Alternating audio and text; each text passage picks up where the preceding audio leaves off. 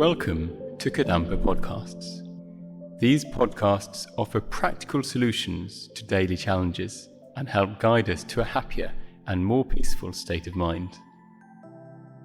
In each episode, you will find an extract from a teaching given by one of various Kadampa Buddhist teachers worldwide. All these teachings are inspired by the profound wisdom of Venerable Geshe Kelsang Gyatso Rinpoche, a Buddhist master for our time. We hope you will enjoy listening.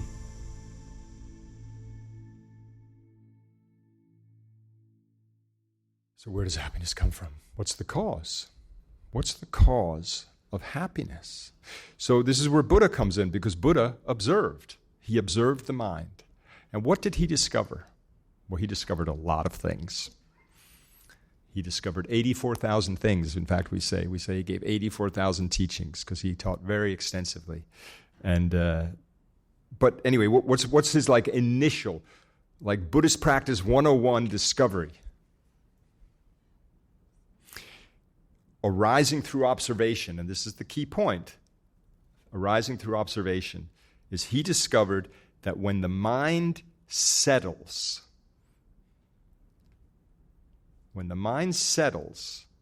it becomes peaceful. And when it becomes peaceful, it becomes happy.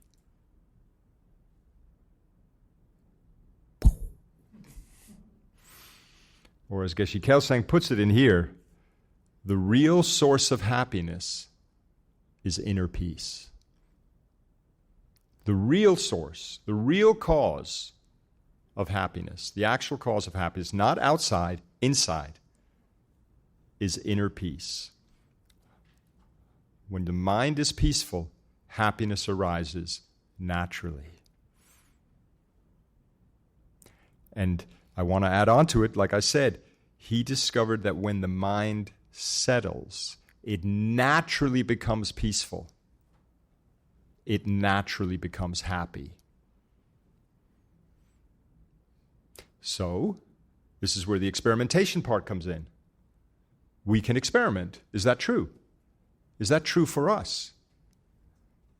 All we need to do is allow our mind to settle. Allow your mind to settle. Allow your mind to become more still and discover for yourself, when it becomes more still, does it become peaceful? And when it becomes peaceful, does it become happy? So we're about to do this experiment in a little bit. So this process of experimentation within,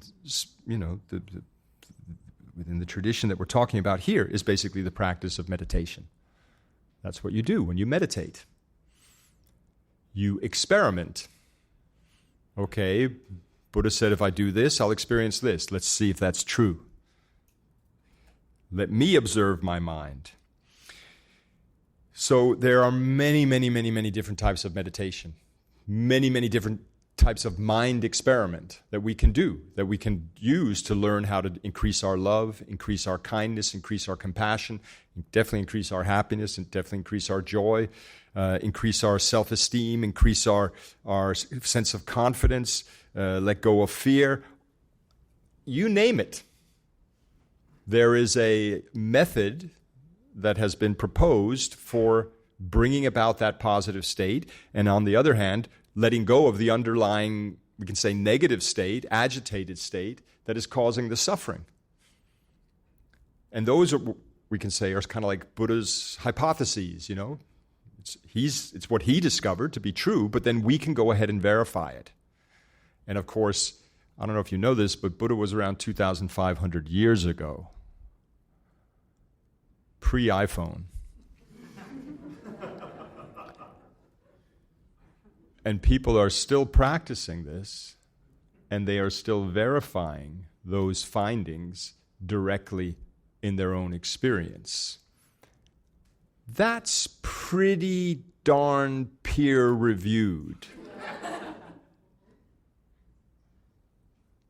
if you know what I'm saying. That is very tried and tested.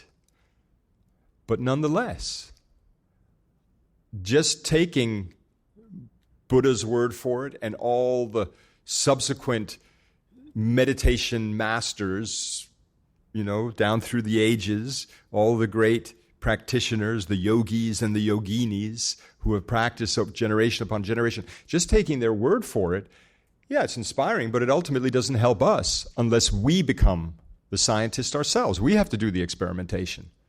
That's the only way you're going to actually benefit from it, right? Because it's a subjective experience. It's a subjective experience. So how are you going to generate that subjective experience? You have to engage in the experimentation yourself, right?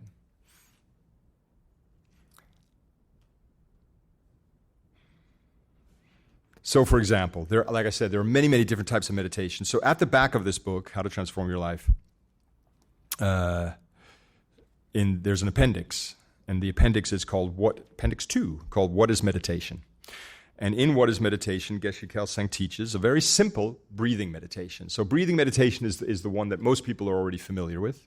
There are many types of breathing meditation. He teaches a very simple one where you just become aware of the sensation of the air entering and exiting your nostrils. You just feel the air entering and exiting as you breathe in and breathe out. Just like that. You just feel the sensation. And then what you want to do is just focus your mind on that sensation in a totally relaxed way. You don't need to get tense when you meditate. That's not going to facilitate your meditation. You just allow yourself to stay with the experience of the breath as you inhale and exhale, very relaxed. No need to do heavy breathing or anything like that. You just breathe normally, naturally, relaxed. But what you do is you stop paying attention to all your ordinary thoughts, all your worries about whatever, the future, the past, and so forth. You just stop. And instead, you keep bringing your mind back to the breath, because your mind will wander. Especially if you're new to this practice, your mind will definitely wander. So you bring it back, and then you bring it back again, and you bring it back again, until eventually you find you can kind of get into a groove with the meditation. You're like you with the breath. You're settling into the breath, where you're just staying with it for one inhalation, one exhalation, another inhalation, another exhalation, like that. You're able to stay with it. Maybe through 3, 4, 5 rounds, another thought will come up, distract you, but then you bring it back. Never shout at yourself or anything like that during meditation. Darn, I lost it. Of course you lost it. You've been losing it since lifetime. So just bring it back, no big deal.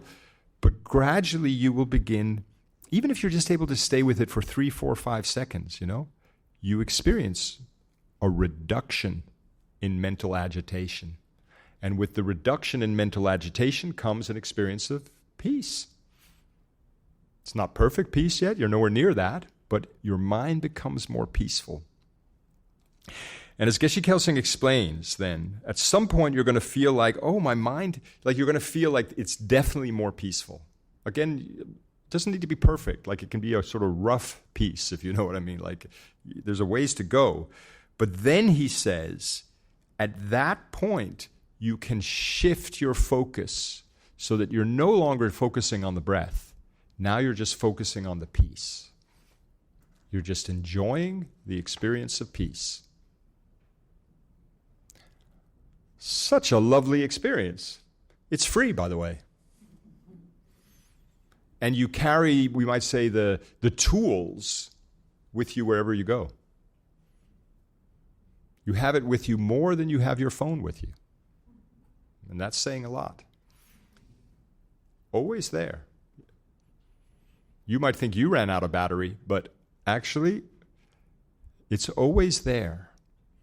And as you become better at it, because of course it's training, it's familiarity. We're so used to following whatever random thought pops up into our mind. Would you agree with that? You're not a structured thinker, are you? I mean, I know sometimes you're a structured thinker, but generally speaking, your mind wanders all over the place, doesn't it? And isn't it odd how it often wanders to painful places? Let me just rehash the most humiliating experience of my life. It's strange, isn't it? And then you wonder why we're unhappy. Like there you are, you're breathing, you're feeling quite peaceful. Well, I'm feeling quite peaceful. Happy, and then a little thought comes up when you suddenly remember some acute embarrassment or whatever, painful argument, and you're like, I'm feeling so peaceful. What? And then you go there, and it's a little bit like you were walking along like the beach, beautiful beach, crashing waves, sunshine, sparkling water. You know that feeling, and you're walking along, and then you think, oh look, there's the trash can. And you just like stick your head in it. I'm going to spend the rest of the day in here.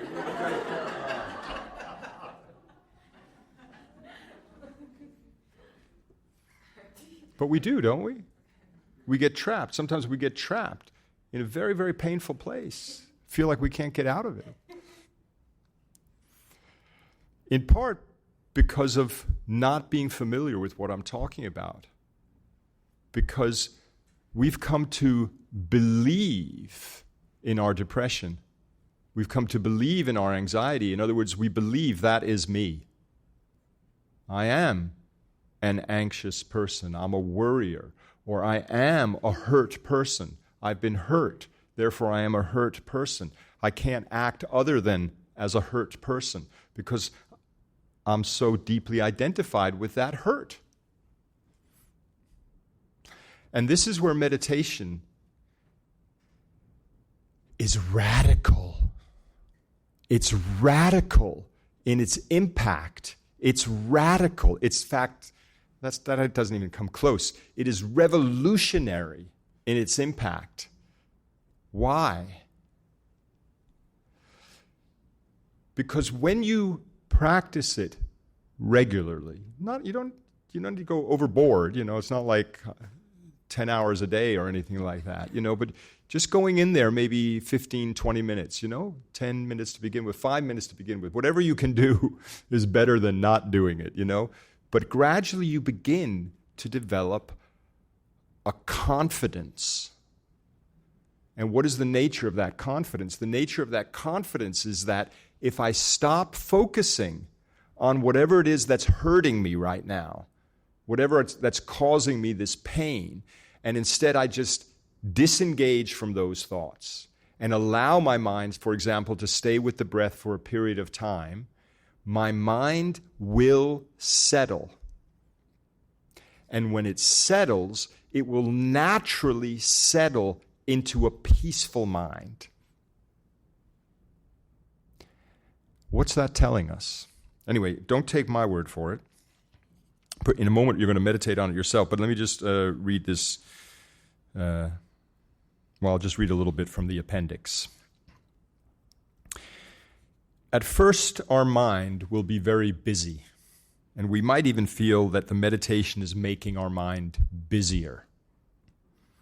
But in reality, we are just becoming more aware of how busy our mind actually is. I remember this experience myself, and definitely many people have come up to me and said, I never used to be this distracted until I started meditating. That is not true. You simply did not have a counterpoint. You had nothing to sort of evaluate it by. Now you're beginning to recognize just how distracted you are. It's not a new thing. But now you're do you know what I mean? Like suddenly you have like an opposing view that you can bring to it. There will be a great temptation to follow the different thoughts as they arise, but we should resist this and remain focused single-pointedly on the sensation of the breath. If we discover that our mind has wandered and is following our thoughts, we should immediately return it to the breath. We should repeat this as many times as necessary until the mind settles on the breath. If we practice patiently in this way, gradually our distracting thoughts will subside and we will experience a sense of inner peace and relaxation. Our mind will feel lucid and spacious, and we will feel refreshed. Like I said, this is free. Your mind will feel lucid. When did you last feel lucid and spacious and refreshed?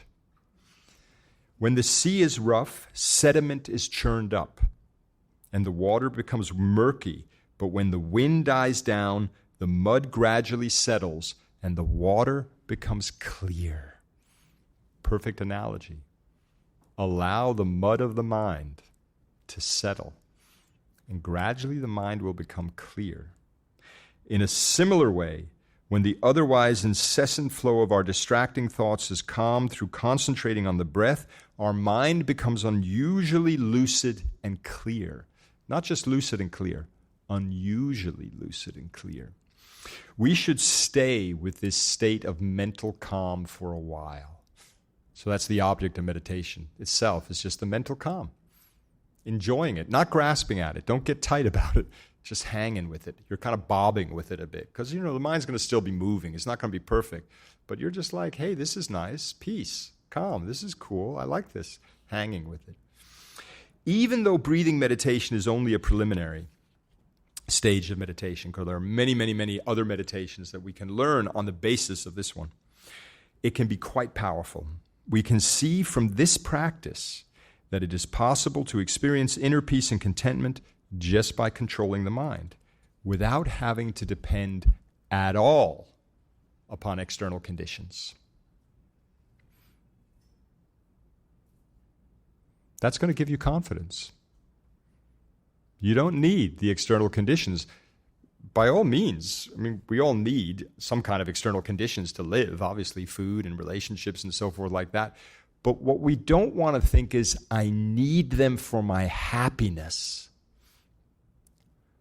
Because you have your own source of happiness inside, always available.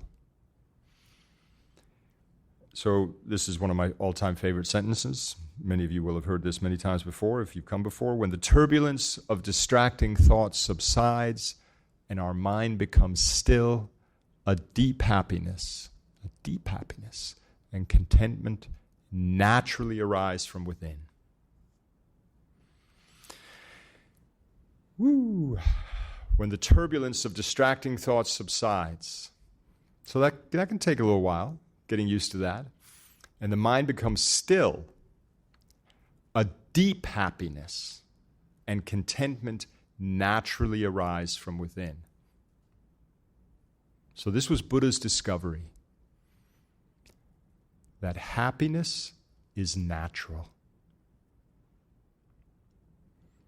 Or we could even go further on the basis of this and say happiness is your nature. If you allow yourself to experience it. But we're up there like following all the crazy thoughts, and why we have crazy thoughts, why we have thoughts that take us in the wrong direction, that move us away from happiness, we'll have to explore more, in the ensuing weeks. But already this is something that I've just explained that we can discover through observation and experimentation.